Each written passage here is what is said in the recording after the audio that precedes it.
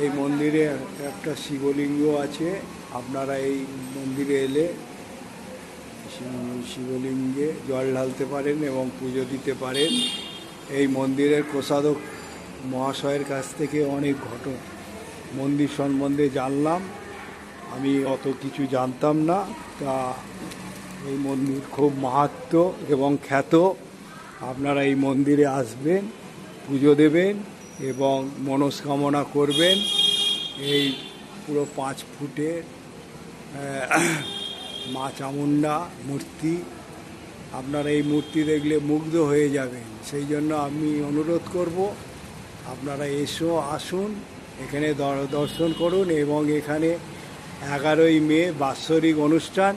আমি চাইব আপনারা এসে এখানে পুজো দিন। এখানে